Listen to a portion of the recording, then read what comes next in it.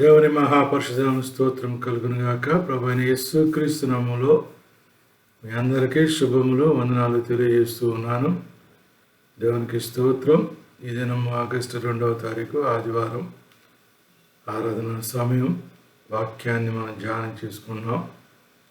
ఈ దినం ఒక ప్రత్యేకమైన సందర్భం కూడా ఉంది.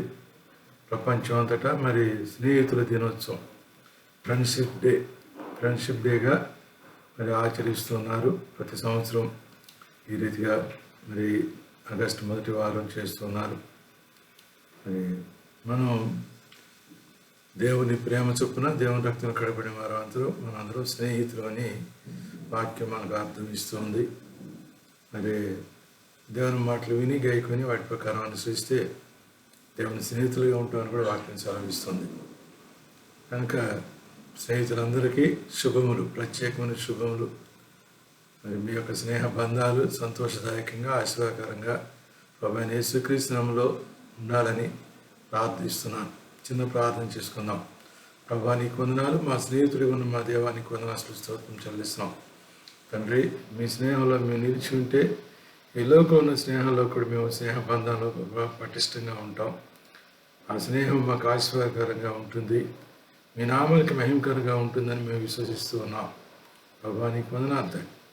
ఈ దిన సందర్భంగా ప్రపంచవ్యాప్తంగా తండ్రిన ప్రభా స్నేహ బంధాన్ని దేశాల మధ్య, రాష్ట్రాల మధ్య, ప్రజల మధ్య, జనాంగాల మధ్య, ప్రభా తండ్రి కుటుంబాల్లో, సహవాసాల్లో ప్రభువైన యేసుక్రీస్తుని తండ్రి అని దేవుని మధ్యలో పెట్టుకొని మా స్నేహంలో ముందుకు సాగటానికి మీ హస్తం తోడుగా ఉంచి రానున్న సంవత్సరం అంతా మమ్మల్ని దీవించమని, నిజమైన యథార్థమైన స్నేహితులంగా మేమన్న ప్రభావం మా సహోదరుల పట్ల ఉండులాగా మీరు అనుగ్రహించమని, మీ స్నేహంలో తండ్రి, మీ స్నేహ బంధంలో మీరు స్థిరంగా అంతవరకు నిలిచినట్టుగా మీకు రూపు చూపించమని, ఈ యొక్క వాక్యం ఉంటున్న ప్రతి బిడ్డపై మీ అభిషేకం నుంచి వాక్యం ద్వారా మీరు దర్శించి మాట్లాడమని యేసు నామములో అడుగుచున్నాము తండ్రి. ఆమేన్. మనం ఒక వాక్యం జ్ఞాపకం చేసుకుందాం. ఈ స్నేహితుల దినోత్సవం సందర్భంగా మరి యోహాను సువార్త 15వ అధ్యాయము 14వ వచనం ఈ రీతిగా చెబుతుంది. ప్రభువైన యేసుక్రీస్తు చెప్పిన మాటలు ఇవి. ఆయన ఏం చెప్తారంటే, నేను మీకు ఆజ్ఞాపించిన వాటిని మీరు చేసిన యెడల మీరు నాకు స్నేహితులయ్యుందురు అన్నాడు.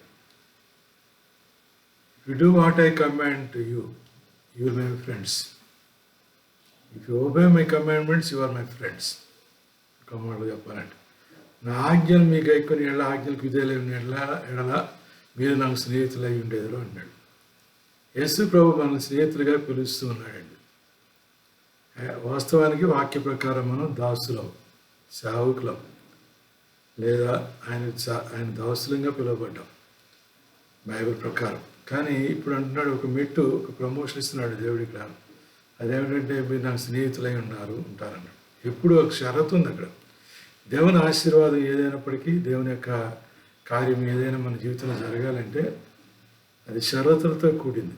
ఆ షరతుల్లో ప్రధానమైనది, ప్రతి ఆశీర్వాదానికి, ప్రతి నిబంధనకి మరి ఉండవలసింది ఏమిటంటే ఇదే, ఏంటి?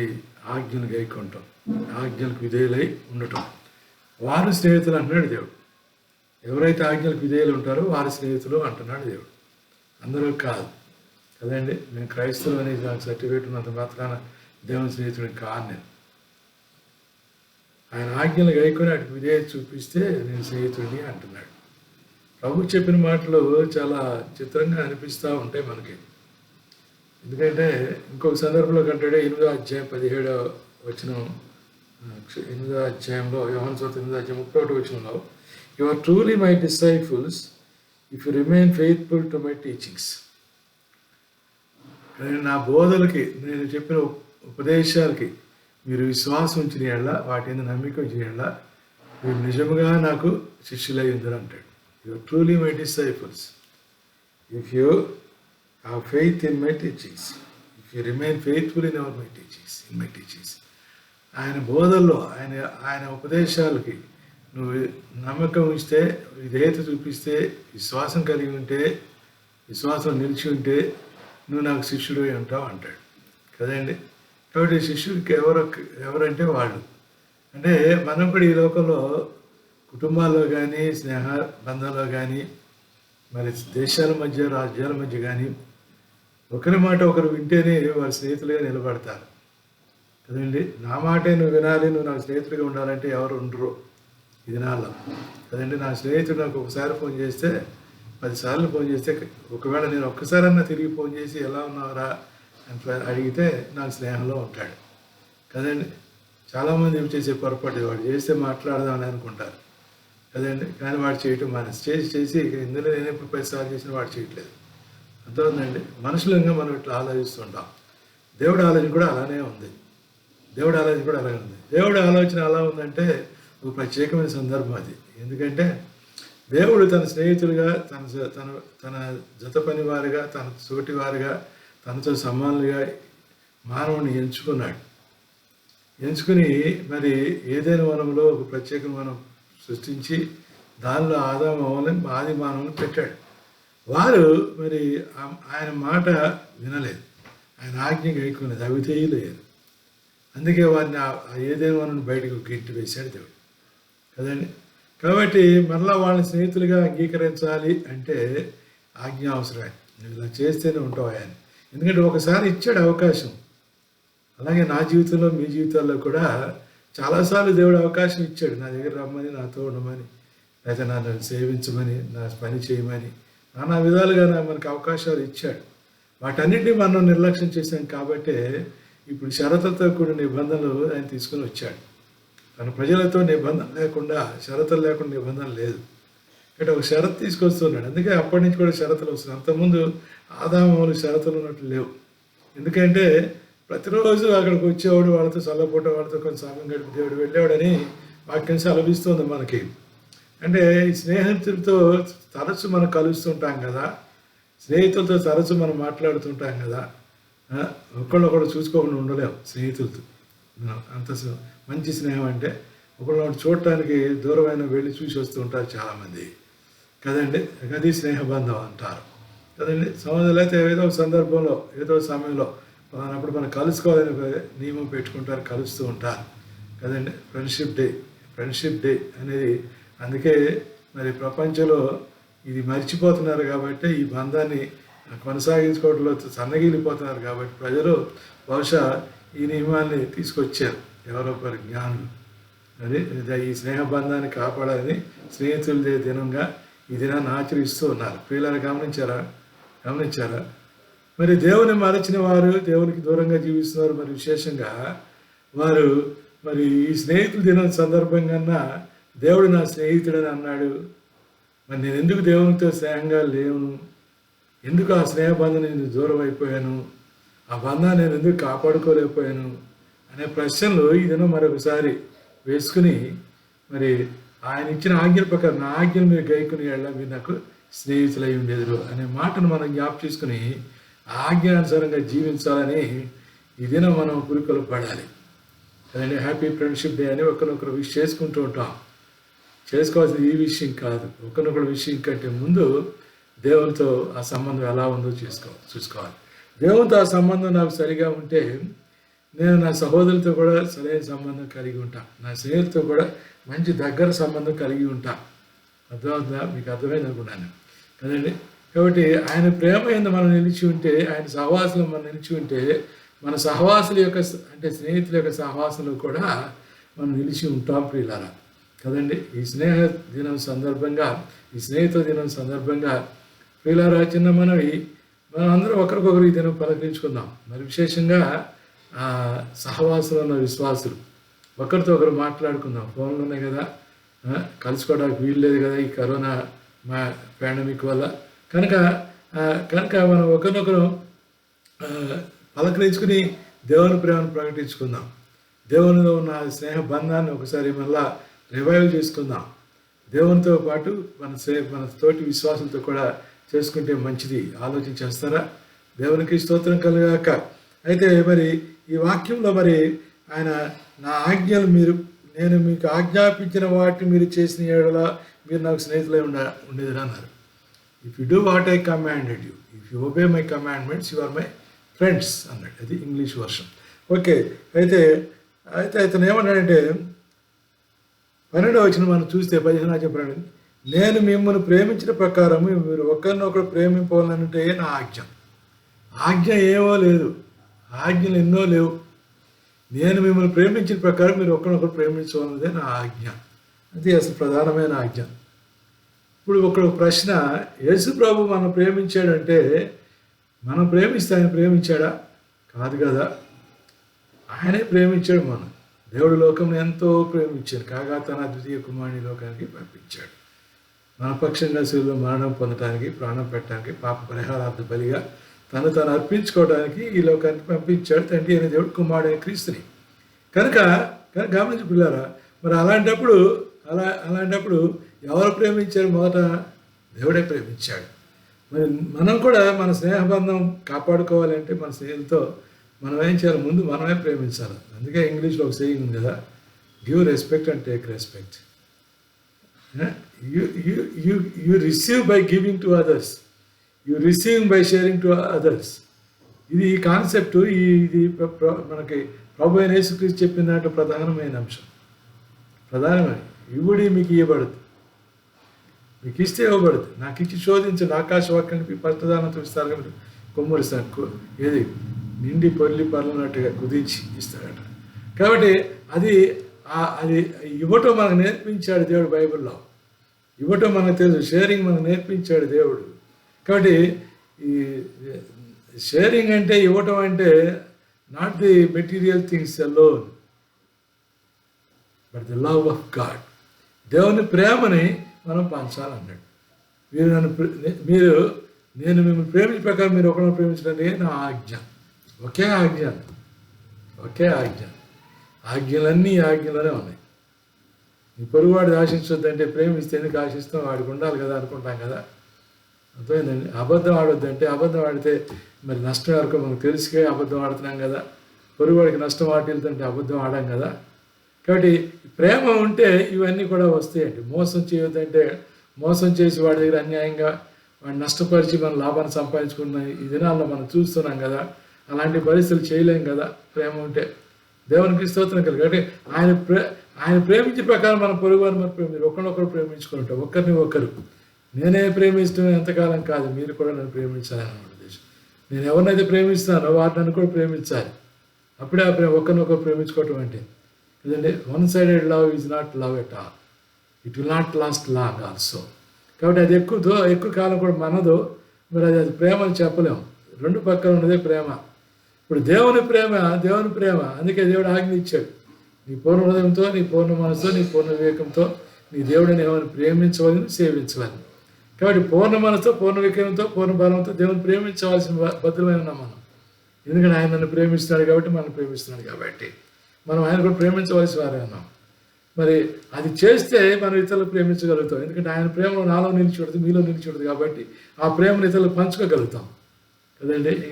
మన నాలో ఒక డిక్టమ్ ఉంది, nobody can give what he has than what he has. అంటే తను కలిగి ఉన్న దానికంటే ఎక్కువగా ఎవరు ఏమి ఇవ్వలేరు అని. సో అన్లెస్ అండ్ అంటే I possess the love of God in me, I cannot share the same love to others. అది నాలో దేవుని ప్రేమ నాలో నిలిచుంటేనే నేను ఇతరులకు ఇవ్వలేను. అర్థమైందండి. దేవునికి స్తోత్రం కలిగా. కాబట్టి దేవుని ప్రేమలో మనం నిలిచి ఉండాలని ప్రభు అయిన యేసుక్రీస్తు ఇక్కడ మనకు చెప్తున్నారు. మనం చూసినట్లయితే ఇక్కడ మాట 15 దాసుడు తన యజమానుడు చేయదాన్ని ఎరుగడు కనుక ఇక మిమ్మల్ని దాసుని పిలవక స్నేహితులని పిలుచుచున్నాను. ఎందుకనగా నేను నా తండ్రి వలన విన్న సంగతులన్నీ మీకు తెలియజేస్తాను. దాసుడికి యజమానుడు చేసే విషయాలన్నీ తెలియవు.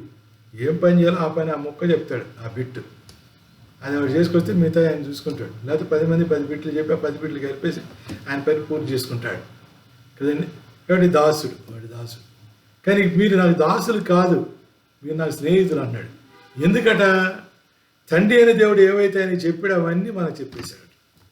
తండ్రి అయిన దేవుడు మన కొరకు ఏం చేయమన్నాడు అవన్నీ చేయడానికి సిద్ధపడిపోయి ఉన్నాడు. అంటే శిలువ మరణం పొందాలి. ఈ వాక్యం చెప్పినప్పుడు శిలువ మరణం పొందాల కనుక దాని ముందు జరిగే సందర్భం కానీ గమనించండి. కాబట్టి ఆయన తండ్రి అయిన దేవుడు చనిపోతాను మీ కొరకు, పాపల కొరకు చనిపోతాను, మరలా వస్తాను ఇవన్నీ చెప్పాడు కదా ప్రభు. ఇక్కడ అవన్నీ చెప్పేశాడు దేవుడు చెప్పాడు. కాబట్టి దేవుడు నాకేం చెప్పాడు అవన్నీ మీకు చెప్పాను అన్నాడు. అంటే స్నేహితుల మధ్య రహస్యాలు ఉండవు. ఒకవేళ భార్య భర్తల మధ్యన రహస్యాలు ఉన్నాయేమో కానీ వాళ్ళు కూడా స్నేహితులుగా ఉంటే క్రీస్తు ప్రేమలు ఉంటే రహస్యాలు ఉండవు. ఎందుకు రహస్యాలు నేటి దినాల భార్య భర్తల్లో మధ్య ఇదొక కారణం. దేవుని ప్రేమ వాళ్ళు లేదు కాబట్టి ఉండాల్సిన, లేదా దేవుని ప్రేమలో వారు నిలిచి ఉండలేదు కాబట్టి వారు కొన్ని దాపరికాలు ఉంటాయి. స్నేహితుల మధ్య కూడా దాపరికాలు ఉండే కారణం అదే. కాబట్టి స్నేహితుల మధ్య యేసు ప్రభు మాదిరి ఇక్కడ మనం చెప్తున్నాడు. తండ్రి అనే దేవుడు ఏవైతే ఆయన చెప్పాడో ఆ సంగతులన్నీ మనం చెప్పేటంట. కాబట్టి దాసుడు అన్ని విషయాలు తెలుసుకోవడానికి ఆయనకు అవసరం లేదు. దాసుడికి స్నేహితుడికి ఏమన్నాడు, కాబట్టి మీరు నా స్నేహితులు ఉంటారు అన్నాడు. అర్థమైందా పిల్లరా? ఎందుకు స్నేహితులో తెలియదు. అర్థమైంది. ఇప్పుడు దేవుడు తండ్రి అని దేవుడు ఏం చెప్పాడు ఆ విషయాలన్నీ ఒక్కటి కూడా దాచుకోకుండా నాకు సమస్తం చెప్పేశాడు. అందుకే అంటాడు ఆయన, నేను సమస్తం మీకు చెప్పాను.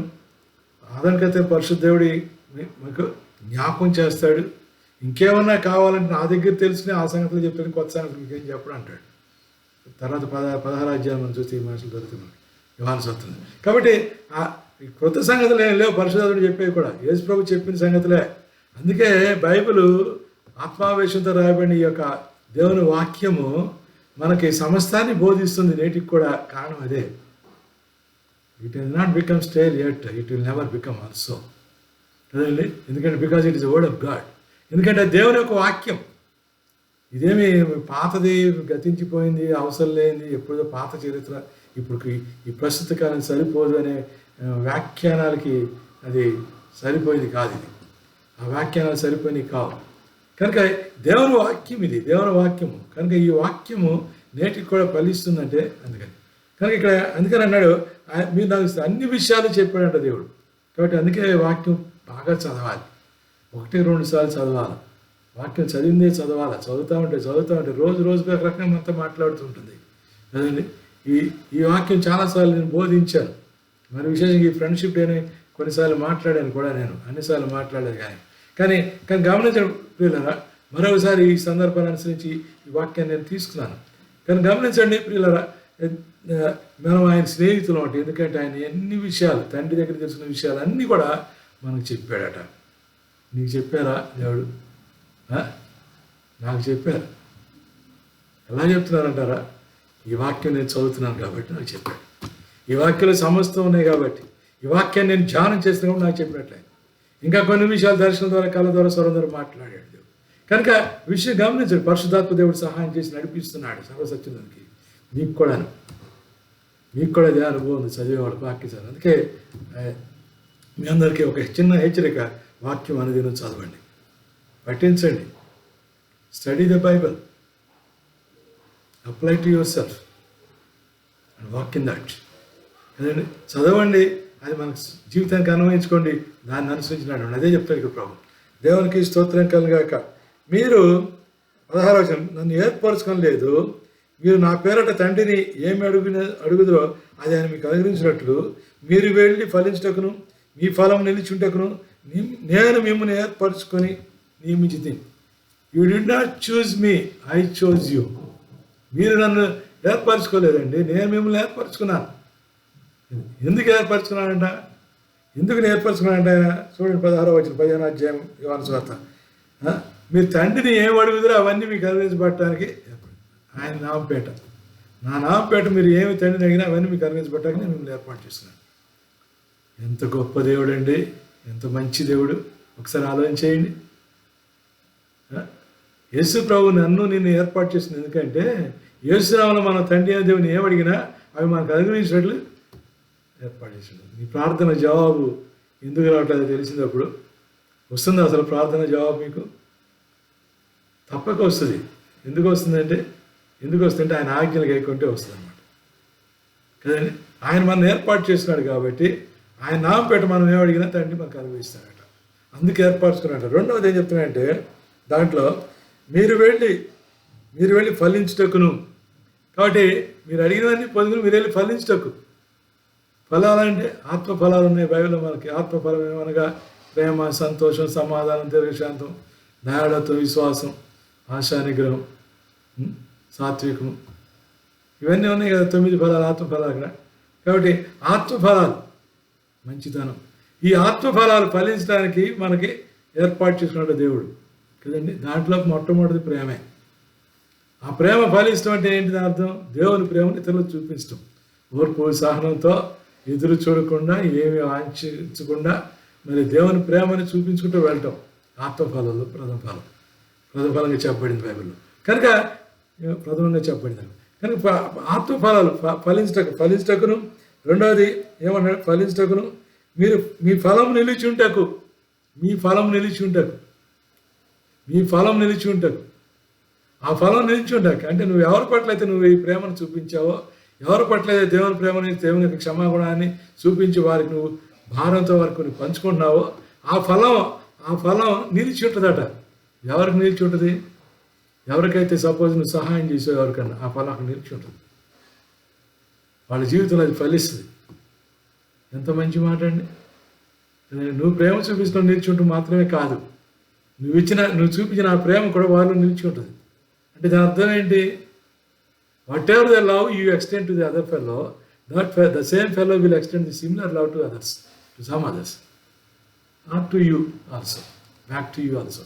కాబట్టి నువ్వు ఏ ప్రేమనైతే చూపించావో అతను అదే ప్రేమను ఇతరులు చూపించగలుగుతాడు. నిలిచేటువంటి అది మన దగ్గర ప్రేమ పొందుకు జారిపోరు. వాడు ప్రేమను పొందుకుని మన దగ్గర సహాయం పొందుకు తప్పిపోతారు. కొంతమంది చూస్తున్నాం కదా, అసలు మర్చిపోతారు. మనం చేసామని సహాయం మర్చిపోయి మనకే చెప్తారు వచ్చి ఒక రోజు, ఈ సహాయం నాకు దేవుడు చేశాడని చెప్తారు. మీ ద్వారా చేశాడని చెప్పలేదు. నేను ఈ సహాయం నేను నా శక్తి నా యుక్తి చేస్తానని చెప్తాడు ఒకరోజు మన దగ్గర పొందుకుని. కాదండి, అది నిలిచి ఉంటుందట కదా. ఇక్కడ 3 విషయాలు ఉన్నాయి ఆయన ఏర్పరచుకునే విషయాలు. ఏర్పరచుకునే ఎందుకంటే మనం ఆయన నామపేట తండ్రిని ఏమడిగినది మనకు అందించబడినట్లు ఆయన ప్రేమ ఆయన ఫలించటకు, తర్వాత ఆ ఫలాలు నిలిచి ఉంటాకు, ఆయన ఫలించటకు నిలిచి ఉంటాకు కదండి. మనం విశ్వాసం చూపించాం, విశ్వాసం ద్వారా అక్కడ కార్యం జరిగింది, ఆ ఫలం నిలిచినట్లే కాదా? నిలిచినట్లే కదా. దేవునికి స్తోత్రం కలిగింది. కనుక అందుకు మన ఏర్పరచుంది. కాబట్టి మీరు ఒకరినొకరు ప్రేమించవాలని ఈ సంగతులను మీకు ఆజ్ఞాపించుతున్నాను అన్నాడు 17వ వచనం. ఈ 12వ వచనం నుంచి 17వ వచనం భాగంలో ఒకరినొకరు ప్రేమించడం ఎలాగా, ఎందుకు అనేది మరి ఇప్పుడు మనం ధ్యానం చేసిన అంశంలో దేవుడు చక్కగా విశదీకరించాడు. ఇక్కడ స్నేహితులు అంటే ఇలా మీరు ఒకరినొకరు ప్రేమించవాలనే ఆజ్ఞని మీకు ఆజ్ఞాపిస్తున్నాను, ఈ సంగతులను మీకు ఆజ్ఞాపిస్తాను. మీరు ఎలా ప్రేమించాలని ఈ సంగతులను మీకు ఆజ్ఞాపిస్తున్నాను అన్నాడు దేవుడు. ఇక్కడ దేవునికి స్తోత్రము కలుగును గాక. కనుక దేవుడు తను తెలుసుకున్నాయన్నీ కూడా మనం యేసు ప్రభు మరి తండ్రి అతను తెలుసుకున్న విషయాన్ని మనం చెప్పాడు అంటాడు. అందుకే మనం ఆయన స్నేహితులు అన్నాడు. ఈ సందర్భంగా ఒక విషయం నేను జ్ఞాపకం చేస్తాను ముందుకు వెళ్ళే ముందు. అబ్రాహాము మరి దేవునికి స్నేహితుడిగా పిలువబడ్డాడు బైబిల్లో మనకు తెలుసు. నేను అవి కూడా జ్ఞాపకం చేస్తాను. కానీ సొదొమ గొమొర్రాను నాశనం చేయడానికి ప్రభు అయిన యేసుక్రీస్తు వెళ్ళేటప్పుడు దేవుడు వెళ్ళే ముందు అబ్రాహాం గుడారాన్ని దర్శించాడు. దేవుడు మానవ రూపంలో మరి ఇంకా ముగ్గురు దర్శించారు. ఆ 2 మనుషులు దేవదూతలని చెప్పబడింది బైబిల్లో. కనుక ఆ ముగ్గురు దర్శించినప్పుడు అబ్రాహాం దగ్గరికి వెళ్ళినప్పుడు అక్కడ ఆ భోజనం చేశారు, అబ్రాహాం ఆశ్రయించాడు, లేచి వచ్చేస్తూ అప్పుడు ఆ దేవుడు అనుకుంటాడు కదా, నేను ఎందుకు దాయాలి సొదొమ గొమొర్రాను నాశించే అంశం అబ్రాహాంకి అంటాడు. నా సేవకుని అబ్రాహాంకి నేను ఎందుకు దాచాలి అంటాడు. చూడండి 18వ అధ్యాయం 17వ వచనం అన్నమాట. కనుక ఆదికాండం 18వ అధ్యాయం 17వ వచనం, నా స్నేహితుడికి నేను ఎందుకు దాచాలి ఈ విషయం అంటాడు. కాబట్టి మనకి దేవుడు సమస్తాన్ని బయలుపరుస్తాడు, ఏమి దాచిపెట్టాడు. నువ్వు ఆయనలో నిలిచి ఉంటే. అర్థమైందండి? దేవునికి స్తోత్రం. అబ్రాహాము దేవునికి స్నేహితుడిగా ఉన్నాడు. దేవుడు నీకు స్నేహితుడిగా ఉంటే మరి ఆయన సమస్తాన్ని బయలుపరుస్తాడు. ఈ ఒక్క మాట చాలు. 18వ అధ్యాయం 17వ వచనం ఆదికాండం చదువుతాను, ఎందుకన్నా మంచిది ఇది గుర్తుంటాకే మాత్రం నేను చదువుతున్నాను. చెప్పాను కదా 18, 17. అప్పుడు యెహోవా నేను చేయబోయే కార్యం అబ్రాహాము దాచేదనా అంటాడు. నేను చేయబోయే కార్యాన్ని అబ్రాహాము దాచేదనా అంటాడు. కాబట్టి దేవుడు ఏది దాచిపెట్టడండి. మనకు మరుగైంది ఏది లేదు, సమస్తాన్ని విడిపిస్తాడు. ఎప్పుడంటే నువ్వు ఆయన స్నేహితురాలుగా ఉంటే, ఎప్పుడంటే నువ్వు ఆయన ఆజ్ఞలు గాయకొని వాటి ప్రకారం విధేయత చూపిస్తే, if you obey his commandments, ఆయన ఆజ్ఞలు విధేయత చూపిస్తే. దేవునికి స్తోత్రం కలగాక. ఇంత గొప్ప మర్మం దీంట్లో ఉందండి, గొప్ప మర్మం. కాబట్టి అబ్రాహాము మోషే ఇద్దరు కూడా బైబిల్లో దేవునికి స్నేహితులుగా పిలువబడ్డారు. మోషే విషయం మనం గమనించినట్లయితే మరి నిర్గమకాండం 33వ అధ్యాయంలో ఉంటుంది. దేవుడు 33వ అధ్యాయం 11వ వచనం, అది దేవుడు ఒక స్నేహితుతో మాట్లాడాడు, ముఖాముఖిగా మోషేతో మాట్లాడుతూ వచ్చి ఉండేదని ఉంటుంది కదండి. Lord would speak to Moses face to face as one speaks to a friend. ఒక స్నేహితుతో మాట్లాడినట్టుగా మోషేతో మాట్లాడుతూ వచ్చాడంట దేవుడు. ఎక్సోడస్ 33:11, నిర్గమాకాండ 33:11 వచ్చినాం. కనుక ఒక స్నేహితుతో మాట్లాడినట్టుగా మాట్లాడుతూ వచ్చాడంట మోషే. కాబట్టి స్నేహితుడిగా మోషే ఎంచబడ్డాడు. అంటే ఆజ్ఞలు గైకొన్నాడు పూర్తిగా, దేవుని ఆజ్ఞకి లోబడి నడుచుకున్నాడు తన జీవితం అంతా కదండి. దేవుని మీదే ఆధారపడ్డాడు, దేవుని దగ్గరే విచారణ చేశాడు, దేవుని దగ్గరే మొరపెట్టాడు. అవునండి, అవసరమైనప్పుడు. కనుక గమనించి పిల్లారా, కనుక ఆయనకి స్నేహితుడిగా పిలుస్తున్నాడు. అలాగే అబ్రహాం కూడా స్నేహితుడిగా పిలుస్తున్నాడు. మరి 2 దినవృత్తాంతాల గ్రంథము 2 క్రానికల్స్ 20:7 చూస్తే అబ్రహాంతో 2 దినవృత్తాంతాలు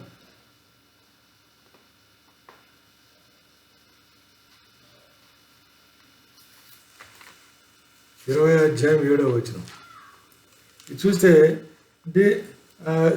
did you not give them this land for ever to the descendants of your friend Abraham. కాబట్టి నీ స్నేహితుడైన అబ్రహాం యొక్క వంశానికి లేకపోతే వారి యొక్క వారసుకి ఈ భూమిని నువ్వు శాశ్వతంగా ఇచ్చావు కదా అంటాడు కదండి. 20:17 నేను చదువుతున్న ఆ వాక్యం చాలా బాగుంటుంది, ఇష్టం అనిపిస్తుంది నాకైతే ఆ వాక్యం. 20:7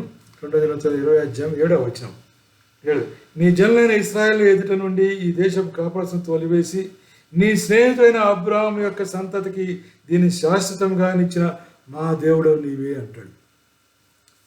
మోషే చెప్తాడు, నీ స్నేహితుడైన అబ్రహాం సంతతికి శాశ్వతంగా ఇచ్చిన మా దేవుడు నీవే. ఎవరికి ఇచ్చాడు ఆ భూమి? దేవుడు ఎంత గొప్ప స్నేహితుడు చూడండి. అబ్రహాం సంతతి ఎప్పుడండి? అది అబ్రహాం ఎప్పటివాడు కదండి. అన్ని వందల సంవత్సరాల తర్వాత అబ్రహాం సంతతికి మరలా ఆ భూమిని, ఆ వాగ్దాన భూమిని ఇచ్చాడు. దాదాపు 900-1000 సంవత్సరాలు కదండి. అన్ని సంవత్సరాల తర్వాత వాగ్దాన భూమిని ఇచ్చాడు దేవుడు వాళ్ళకి, స్నేహితుని బట్టి, నీ స్నేహితుని అబ్రహాముని బట్టి ఇచ్చావు కదా అంటాడు కదండి. కాబట్టి దేవునితో స్నేహంలో మనం నిలిచి ఉంటే మనకు ఆశీర్వాదం అంటుంది, శాశ్వత కాలం ఉంటుంది. అది ఎందుకంటే మనకు నిదర్శనం ఏం కావాలి?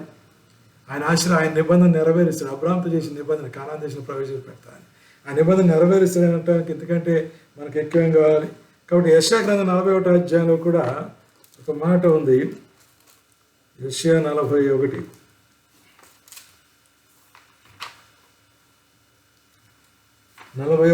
అబ్రహాం గురించి నేను మాట్లాడుతున్నాను. అబ్రహాం స్నేహితుడు ఎలా ఉన్నాడని.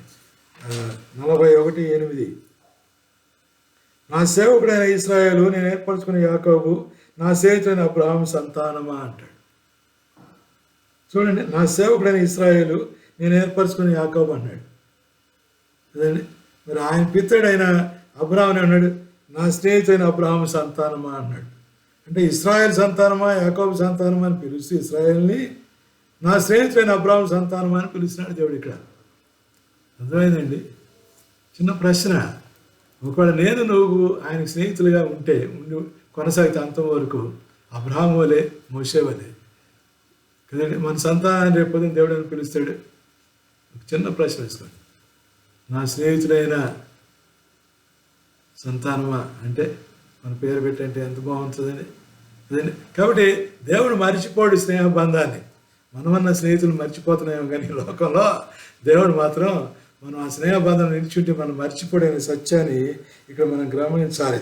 యాకోబు పత్రిక 2:23 అంటుంటే అబ్రహాము దేవుని స్నేహితుడిగా పిలువబడ్డాడని అక్కడ మనం చూస్తాం. యాకోబు పత్రిక 2:23 అది కూడా నేను చదువుతాను, చూడండి దయచేసి. 2:23 కాబట్టి అబ్రహాము దేవుని నమ్మిన అతనికి నీతిగా ఎంచబడిన లేఖ నెరవేర్చబడింది, మరియు దేవుని స్నేహితులని అతనికి పేరు కలిగాను. ఏమని పేరు కలిగింది ఆయనకి? దేవుని స్నేహితులని అతనికి పేరు కలిగాను. యాకోబు చెప్తున్నాడు. ఎప్పుడు చెప్తున్నాడు ఈ మాట?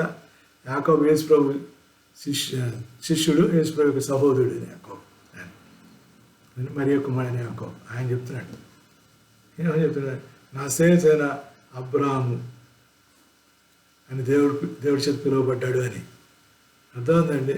అంటే స్నేహబంధంలో దేవునితో మనం నిలిచి ఉంటే మనం మరుగుపడం చరిత్రలో ఎప్పుడో మళ్ళీ జ్ఞాపకం చేసుకోబడతాం. ఎందుకంటే అబ్రహాము పక్షంగా చేసిన ప్రార్థన, లేకపోతే అబ్రహాము చేసిన గొప్ప కార్యాలు ఒకవేళ నీ పక్షంగా నా పక్షంగా జరిగిస్తే దేవుడు మనం కూడా నిలిచి ఉంటాం చరిత్రలో కొంతకాలం. ఎవరో చెప్పుకుంటూ ఉంటారు కదండి. ఇప్పుడు మనం చూస్తున్నాం చాలామంది దేవాలయాలు, మిషనరీస్ వాళ్ళు వచ్చిన వాళ్ళ పేర్లు మనం ఇప్పటికీ వింటూ ఉన్నాం. మార్టిన్ లూథర్ మనం మర్చిపోయామా?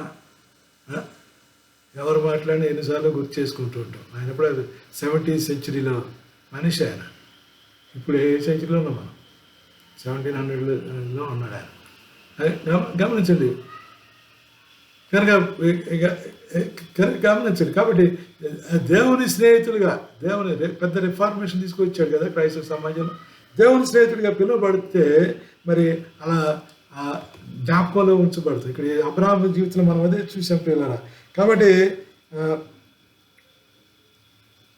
ఇప్పుడు దేవునికి తన ఒక వ్యక్తికి ఉన్న సంబంధం, రిలేషన్షిప్లో అత్యున్నతమైన రిలేషన్షిప్ ఏమిటంటే స్నేహబంధం. అత్యున్నతమైన రిలేషన్షిప్ ఏంటంటే స్నేహబంధం. దేవునికి ఒక వ్యక్తికి, ఒక విశ్వాసకున్న సంబంధంలో. మరి అలాగే దేవుడు ఆయన శిష్యుల్ని ఏర్పాటు చేస్తున్నాడు. ఐ చోజ్ యూ అన్నాడు ఇందాక. మనం యోహాను సువార్త 15:16 చూసాం. You did not choose me, I chose you అన్నాడు. కాబట్టి ఆయన మన ఏర్పాటు చేస్తున్నాడు స్నేహితులుగా. మనం ఆయన స్నేహితులుగా ఏర్పాటు చేసుకోవాలా. ఆయన మన స్నేహితులుగా ఏర్పాటు చేస్తున్నాడు. మన పాపాన్ని కడుగు వేసి, మన శుద్ధులుగా చేసి, మన నీతిమంతులుగా తీర్చిదిద్ది. అబ్రహాము దేవుని నమ్ముడు కాగా అతను నీతిగా ఎంచబడింది. కాబట్టి దేవుడు నువ్వు నమ్మితే చాలు నీ నీతిమంతులుగా చేసి నీ స్నేహితులుగా అంగీకరిస్తాడు. అతని స్నేహితులను కూడా పిలువబడ్డాడు. ఇప్పుడు చూసాం కదా యాకోబు పత్రిక 2:23లో. కానీ గమనించడం పిల్లారా, కనుక ఇక్కడ మనం గమనించాల్సిన విషయం ఏంటంటే దేవుడు మన స్నేహితులుగా ఏర్పాటు చేసుకున్నాడు. ఆయన ఏర్పాటు చేసుకున్నాడు. ఆయన ఏర్పాటు చేసుకున్నాడు, యేసుప్రభువుని చేసుకున్నాడు. కాబట్టి ఆయన్ని ఒబే చేసి, ఆయనకు విధేయత చూపించి మనం ఆ స్నేహబంధాన్ని డిమాన్స్ట్రేట్ చేయాలి, ప్రదర్శించాలి, దాన్ని వ్యక్తపరచాలి. దాన్ని వ్యక్తపరచడం మాటల్లో కాదు, బై ఒబేయింగ్ హిస్ కమాండ్మెంట్స్. దేవుని ఆజ్ఞలకి విధేయత చూపించడం ద్వారా మన ఆ స్నేహబంధాన్ని ఎక్స్పెక్ట్ చేయాలి. సో ఒక విశ్వాసి మరి చాలా హైయెస్ట్ రిలేషన్షిప్కి ఎలివేట్ చేయబడ్డాడు యేసు ప్రభు ద్వారా. ఇప్పుడు అదే స్నేహబంధం ప్రియులారా. కానీ గమనించిన ప్రియులారా, ఈ స్నేహబంధం మనం కలిగి ఉండాలి. ఈ స్నేహబంధంలో మనం నిలిచి ఉండాలి. ఇలాంటి స్నేహాన్ని మనం కలిగి ఉండాలి యేసు ప్రభువుతో కదండి. అప్పుడు నీ తోటి విశ్వాసంతో ఇలాంటి స్నేహబంధంలో నిలిచి ఉంటాం. అప్పుడు నీ సహవాసం ఇలాంటి స్నేహబంధంలో నిలిచి ఉంటాం. అప్పుడు నీ స్నేహితులు నువ్వు అలాంటి స్నేహబంధంలో నిలిచి ఉంటావు. అప్పుడు రియల్గా ఇది నీకు హ్యాపీ ఫ్రెండ్షిప్ డే అవుతుంది. యోబుని ఒక్కడిని జ్ఞాపకం చేసి ముగిస్తాను ఈ సందర్భంలో. యోబు తన స్నేహితుల పక్షంగా ప్రార్థించాడు దేవుని సన్నిధిలో. తన స్నేహితులు ఇవ్వాల్సిన బలి యోబు అర్పిస్తేనే దేవుడు అంగీకరించాడు. ఎందుకంటే స్నేహితులు మాట్లాడిన దేవునికి వాక్యానికి విరుద్ధమైన మాటలు మాట్లాడిన విధానం బట్టి, యోబుని దోషిగా ఇచ్చిన దాన్ని బట్టి, చెయ్యిని పాపాలు ఒప్పుకోమని చెప్పిన దాన్ని బట్టి దేవుడు నీతిమంతుడు అంటే యోబుని వీళ్ళ ఇంకే పాపాలని ఏం చేసి ఒప్పుకోమన్నాడు. చాలా విడ్డూరంగా ఉంటుంది అక్కడ. కనుక దాన్ని బట్టి దేవుడు వాళ్ళని అంగీకరించలేదు, వాళ్ళ అర్పణ కూడా అంగీకరించాలన్నాడు. నా సేవకుడైన యోబుకి తెచ్చివ్వండి మీ అర్పణలో, అతను అర్పిస్తే నేను అంగీకరిస్తాను. యోబు అర్పణ అంగీకరిస్తే అలా క్షమించాడు దేవుడు. ఇదేనో నేను చిన్న సవాల్ ఇస్తున్నాను మీకు. నీ స్నేహితుడు ఇంకా లోకంలో జీవిస్తున్నాడా, పాపంలో జీవిస్తున్నాడా, దేవుని దగ్గర రాని స్థితిలో ఉన్నాడా, లేకపోతే వచ్చి తొలగిపోయిన స్థితిలో ఉన్నాడా? అయితే నువ్వు వారి పక్షంగా నువ్వు చేసే అర్పణ అంగీకరించబడుతుంది. వారి పక్షంగా నువ్వు చేసే విజ్ఞాపన అంగీకరించబడదు. దేవుని సన్నిధిలో అంగీకరించి వారి దోషాన్ని తొలగించి వారి నీతిమంతులుగా తీర్చిస్తాడు. ఇది యేసయ్యతో మనకున్న స్నేహబంధంలో వచ్చే ఫలం. ఈ ఫలాన్ని మీ ఇప్పటికన్నా సాధించావా నీ జీవితంలో? ఎవరి పక్షంగా చేసిన సాక్ష్యం నీలో ఉందా? ఈ స్నేహితుల దినోత్సవం సందర్భంగా ఇది ఒక సవాలుగా తీసుకుని మీరు మరి మీ నశించిన ఆత్మల కొరకు కనుక మీ స్నేహితులు నశిస్తూ ఉంటే వారి కొరకు భారంతో దేవుని సన్నిధిలో ప్రార్థించండి.